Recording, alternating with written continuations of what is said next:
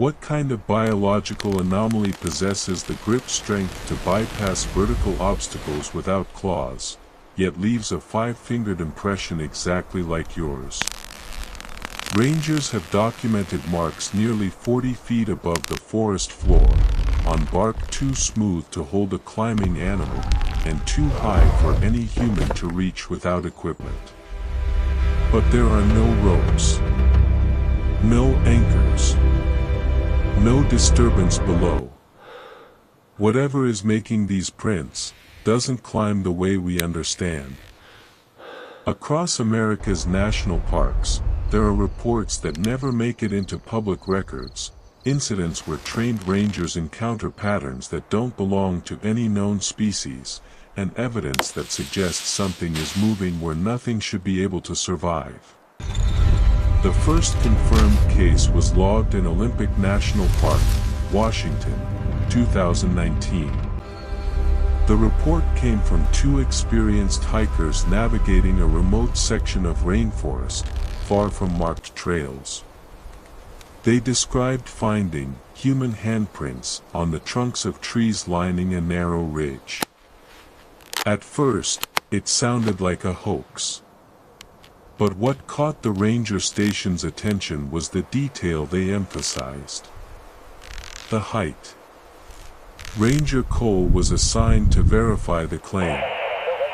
The location itself was difficult to access: dense canopy, thick moss, and ground so soft that even a light step left an imprint.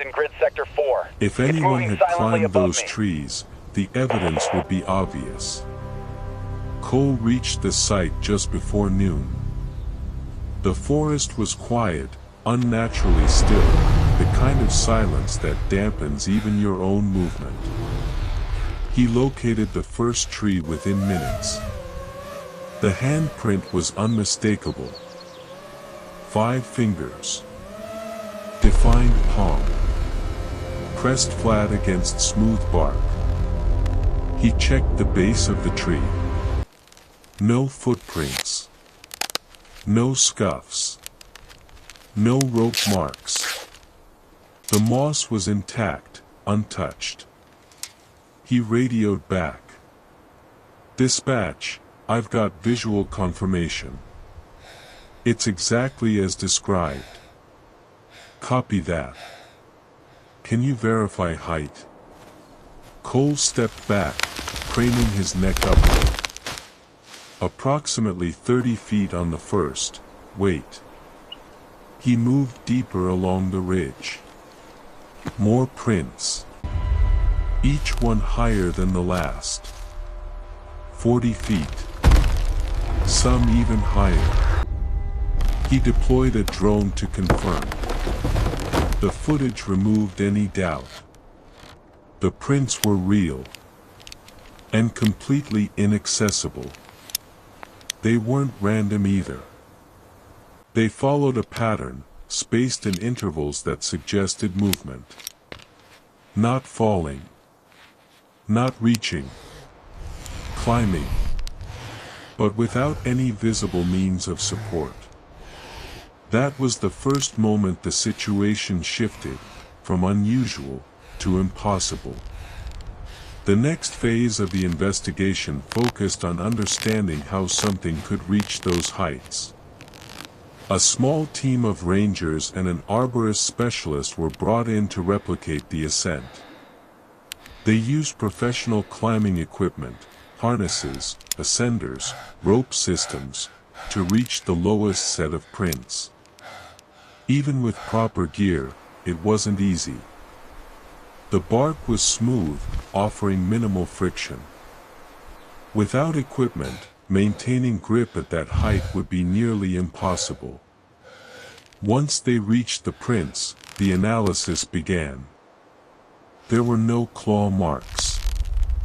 No punctures. No scraping. Just pressure. Clean, controlled pressure, like a hand had gripped the surface and held weight. The arborist ran a friction test, pressing gloved hands against the bark and attempting to hold position. Look at the depth of that He compression. couldn't. That is not Even human. with enhanced grip, the surface rejected sustained contact. Yet the prints showed clear weight-bearing impressions. Something had stayed there. Not momentarily, but long enough to leave a defined mark. Ranger Cole documented the spacing between prints. They formed a vertical path, each one positioned at optimal leverage points, as if whatever made them understood exactly how to distribute its weight. "This isn't climbing," Cole said quietly into his recorder. "This is controlled ascent." The realization introduced a new layer of concern. Because controlled ascent required more than strength. It required intent. The investigation moved into anatomical analysis. High-resolution scans of the prints were taken and compared against human and primate data. The results didn't align. The proportions were close to human, 5 fingers, similar palm width, but the pressure distribution was wrong. Too concentrated. The central grip point, where a thumb would normally stabilize contact, showed significantly deeper compression. As if the grip was designed not for balance, but for anchoring. The fingers showed uniform pressure, suggesting equal load distribution, something rarely seen in human climbing, where strain shifts constantly. "This isn't human biomechanics," the analyst noted. "It's optimized."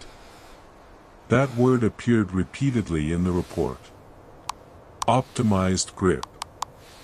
Optimized spacing. Optimized movement. Supplemental recording Which for raised field a log question 304. no one wanted to answer. The ambient temperature has dropped significantly. I'm Optimized for detecting what? movement above. The working theory, that it might be an unknown primate, was quickly dismissed. Primates rely on claws, nails, or textured pads. These prints showed none of those features. Just smooth, soft contact. And yet, somehow, greater holding power than anything recorded.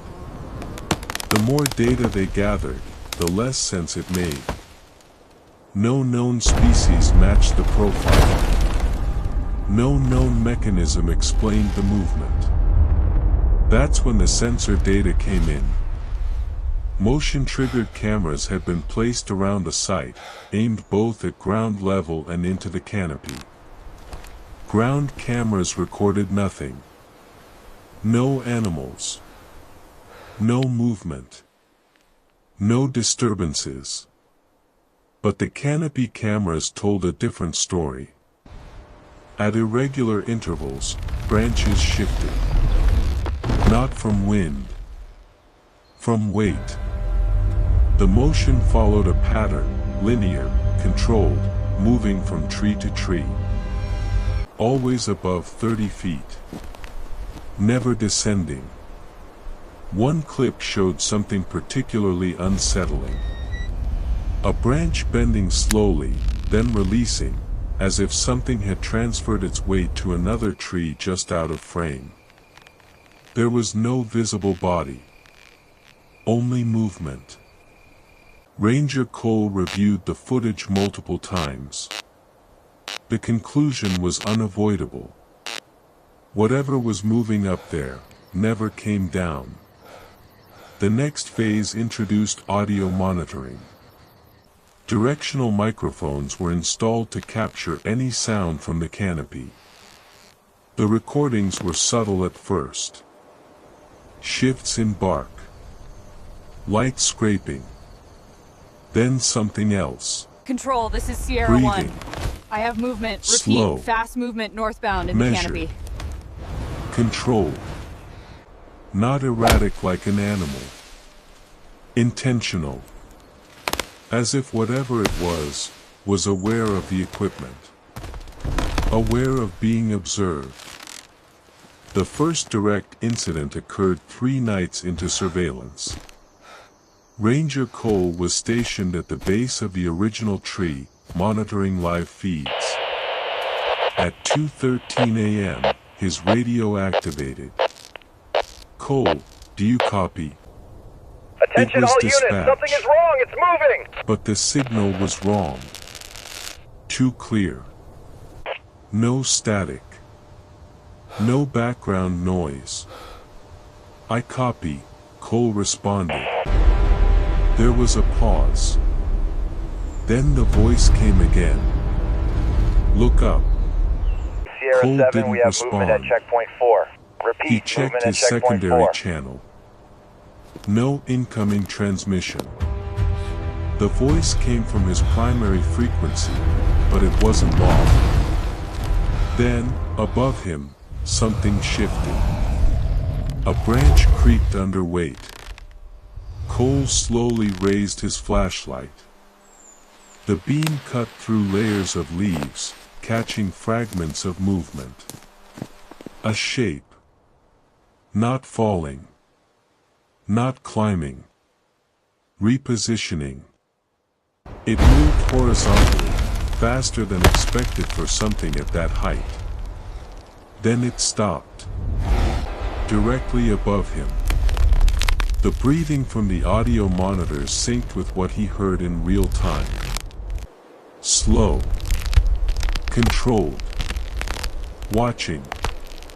Cole held position, every instinct telling him not to move. Then something changed.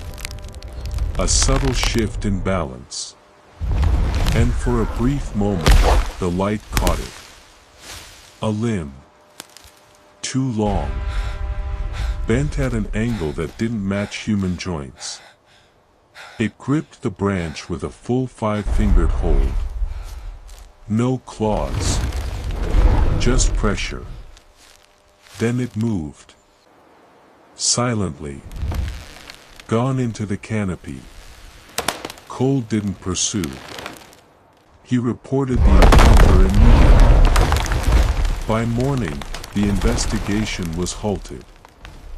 Official reasoning cited equipment malfunction and inconclusive data. The site was closed.